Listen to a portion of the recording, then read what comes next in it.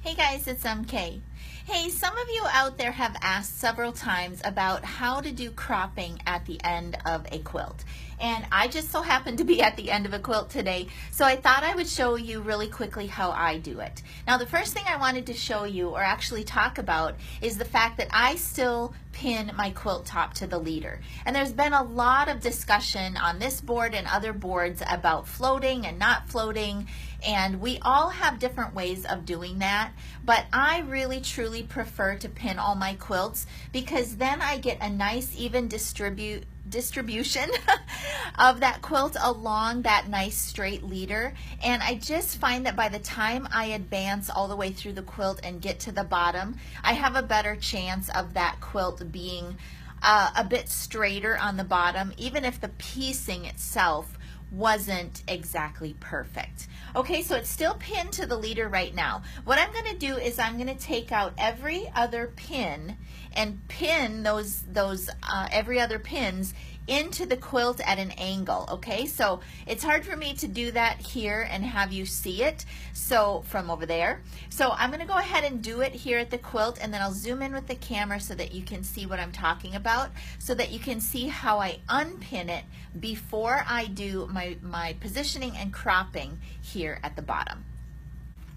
Okay, so I just want you to see my hands here, and let me take my hair tie off there. All I'm going to do is take off this pin here in the corner, and then I'm going to put that one is the only one that I'm going to be facing this way. The other pins I'm going to do every other one. So I'm going to skip that one and go to this one, take it out and put it into the quilt at an angle. Skip that one and take this one out and put it in the quilt at an angle. So I'm going to do that all the way along the bottom edge. Then what I'm going to do is come back and take out each one of these pins that was left in the leader, and then that's going to release the leader from the quilt. But in the process of doing this every other pin technique, I have kept that even tension onto the quilt bottom so that I don't just undo it and it's all flopping and flapping onto the top of the backing there. Okay, so let me do that. I'll finish up, and then we're going to go over to the monitor and I'll show you how I do my last set of positioning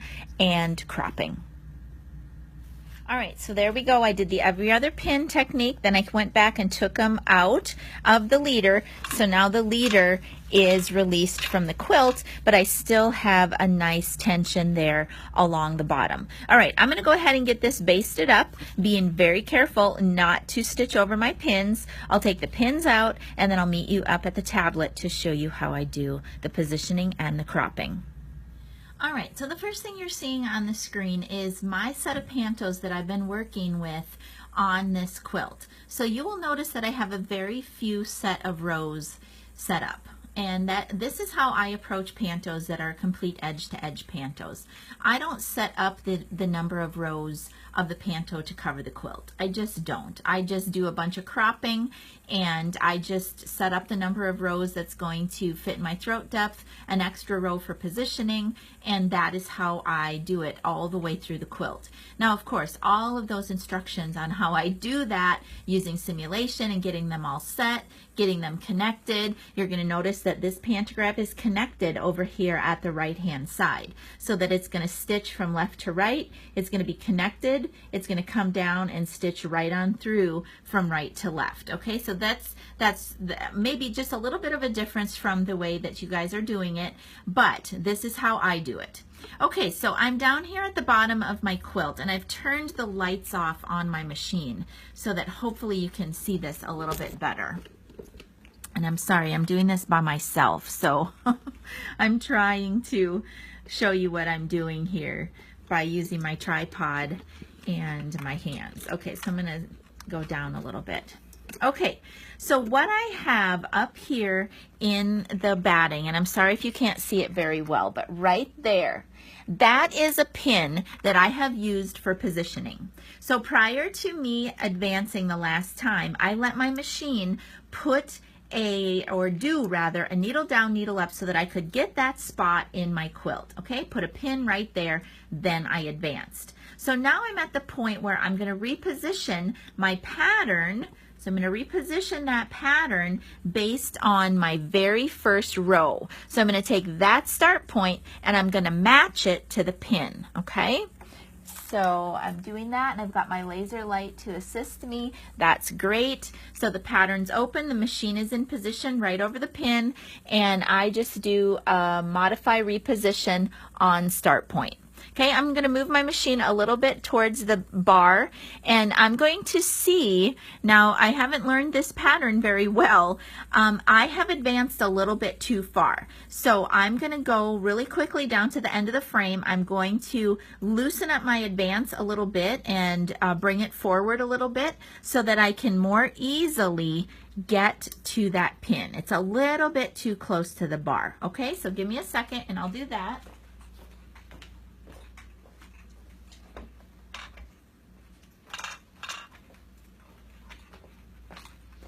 All right, just a little bit is all it needed. Okay, well now that I've moved the quilt, obviously I'm out of position. So once again, I'm going to come over that pin mark right there.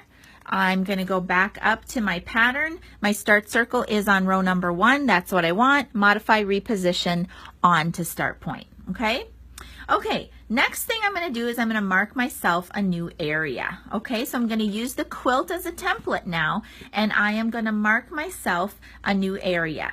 And what I'm going to do is I'm going to mark this area a little above and a little to the left of where the pattern has now been positioned. Okay, so I'm going to scroll up a little bit. Hopefully you can kind of get the idea here. So I'm moving my machine up to the left, out to the left and up a little bit. So now I'm not cropping off any of my left edge or any of the top. And I'm going to do a 2-corner. Okay, I have 2-corner assigned to my tablet, or if you have the handlebars, you can use the star on your handlebars. Okay, now I'm going to go over to the right hand end of the quilt. So I'll just bring you along as I do this. Carrying the camera and moving the machine at the same time does take a little bit of skill. Okay, now I'm over here off to the right hand side. I'm a little bit below the bottom edge of my quilt, and I'm just a little bit outside of the right edge of my quilt. That's where I'm going to put my next 2-corner. And the machine started going there because I wasn't in the area tab, okay? That is one thing that you have to understand with the programmable handlebars, is they work beautifully for marking area, but you need to be in the area tab in order to do that, okay? So I went ahead and hit the 2-corner on my tablet instead of the handlebars because I wasn't in the right tab. Okay, so now you're going to see, as I come in a little closer, you're going to see that nothing is going to be cropped off on the left-hand side, which means I'm not going to be cropping off my start points, which that's a good thing because the start points have been what the start points needed to be all the way along the left-hand side of the quilt. You're also going to see that over here on the right-hand side, whoops, I moved that a little bit. Over here along the right-hand side, there's a little bit extending outside of the area box. And that's fine. I don't need that part to stitch out any longer. I give myself a good amount of wiggle room on my distance of my pantos from side to side. But when I get down to the bottom of the quilt, if I have a little extra over here that I don't need, well then I don't stitch it. I just mark my area where it needs to be, and I go ahead and do my cropping. Okay, so then the next thing we're going to do is we're going to go up under Modify. We're going to do Crop. I'm going to do a closed crop. Make sure you can see this. And I'm going to do an outside crop. Now, it worked perfectly today. Nothing quirky went on. I know that Handy Quilter's been working on some fixes for little snafus that happen with crop every once in a while. And so if you do this technique at the bottom edge of the quilt and something quirky happens, try inside instead of outside. It's not supposed to work that way, but sometimes it does until they get this whole issue with these little quirky things that go on with crop. Just try inside instead of outside if something weird happens on the screen. But today everything worked out beautifully. I marked a new area at the bottom of the quilt. I'm perfectly in position, and I've cropped off what I don't need. Now, one of the things, you guys, I'm just going to go ahead and hit baseline so that I don't forget. So one of the things, you guys, with this technique, as I have shown you on the screen, it kind of, you have to adopt a couple of situations that you are okay with. The first being is that it's a pattern that has to be cropped. Okay, so in those types of patterns, I stitch off into my batting on all four sides. It has to be cropped, it has to be cropped, okay? When I do my cropping at the top edge and on the sides, sometimes I'm a little bit cognizant of where that cropping is happening, but for the most part, I just lay it down and I crop it off up at the top.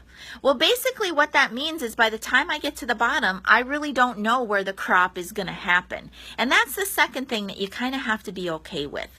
When I get down to the bottom, I just let the crop happen where the crop happens. Sometimes that's a little bit, sometimes it's a little bit more. It is what it is. Because of the way that I set up my pantos, and all of that again is explained in my like 2.5-hour video on pantos. Because of the way that I set up pantos, I set them up ahead of time so that it's very fast for me to crop them off over here at the quilt. Well, because I set it up that way, then I lose some of that ability to decide where that crop happens at the bottom. But it's so quick that I love it. Okay, so if you have not already done so, and especially if you're a newbie, you will want to rent my best practices for pantos. It is really jam-packed full of everything that you could want to know about pantos, including the steps that I do in simulation with setting it up, getting it connected. There's even some instruction in there about getting it connected and whatnot. Okay, so for this panto now, I have repositioned it, I've cropped it at the bottom, and I'm ready to stitch. Okay, so I hope that this has been a little bit helpful, and if you have questions about any of this, you can reach out to me. But just if you're doing it the way that I'm doing it, I'm always stitching on row 1. Every single advance I'm repositioning on row 1 and just stitching those few number of rows over and over and over again, and then I just crop what needs to be cropped at the bottom. All right, it's MK. Until next time, happy quilting. Bye-bye.